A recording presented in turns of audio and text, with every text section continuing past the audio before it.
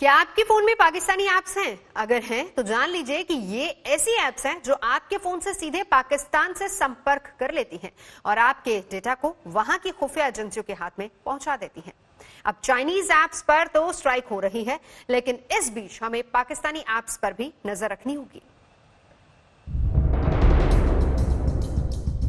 Chinese apps के खिलाफ digital strike का मौसम चल रहा है। भारत ने पहले 59 चाइनीज ऐप्स पर बैन लगाया, फिर 47 चाइनीज ऐप्स को ठिकाने लगाया। इस वक्त 275 ऐप्स भारत सरकार की नजर में है। मकसद ये है कि भारतीय नागरिकों के डेटा की सुरक्षा हो। ये घोषणा तो याद ही होगी आपको। भारत की जनता के डेटा की सुरक्षा पर कोई हम समझौता नहीं करेंगे।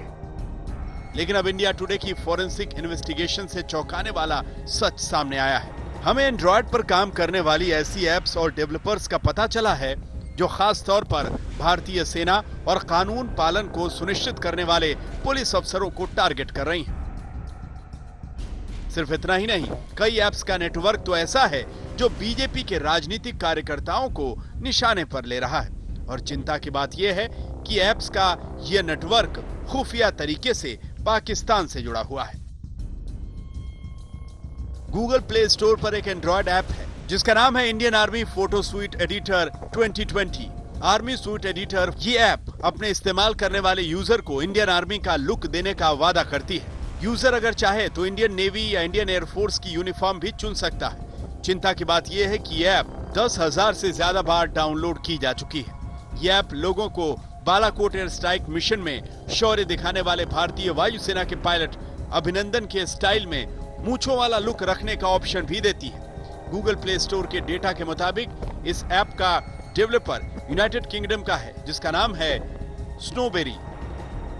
लेकिन हैरानी की बात यह है कि इस डेवलपर ने अपना पूरा पता नहीं लिखा है। स्नोबेरी ने ही ऐसी एक ऐप पुलिस की यूनिफॉर्म को लेकर भी तैयार की है।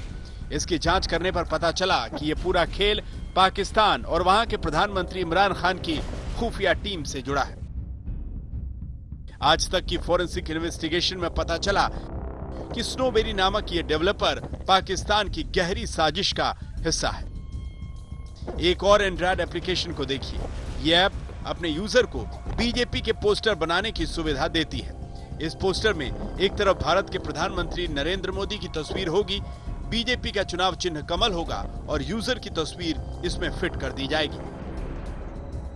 जांच करने पर एक बार को लगता है कि यह ऐप डेवलप करने वाला ऑस्ट्रेलिया का युवा ब्रेव है, लेकिन जो डिटेल दिए गए हैं उनसे शक होता है।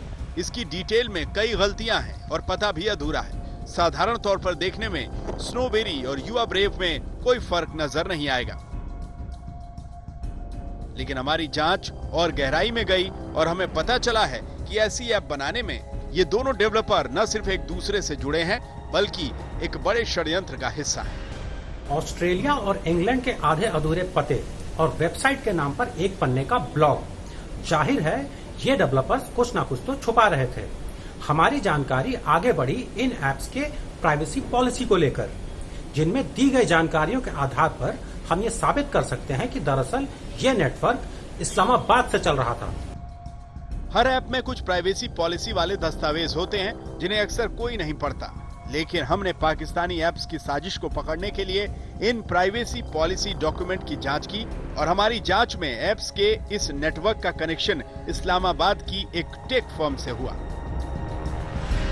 पाकिस्तान के इशारों पर चल रही इन ऐप्स की रिवर्स इंजीनियरिंग और खुफिया जांच दिल्ली के वॉइजर इन्फोटेक नाम की फर्म ने हमारे लिए की और जांच में यह पता चला कि इन ऐप्स में पाकिस्तान से जुड़ा एक बड़ा ऐप नेटवर्क बनाए जाने के संकेत हैं। इस नेटवर्क के जरिए हजारों भारतीय यूजर्स की प्रोफाइलिंग की गई है और इस ऐप का इस्तेमाल करने वाले भारत के यूजर अब पाकिस्तानी नेटवर्क के निशाने पर हैं।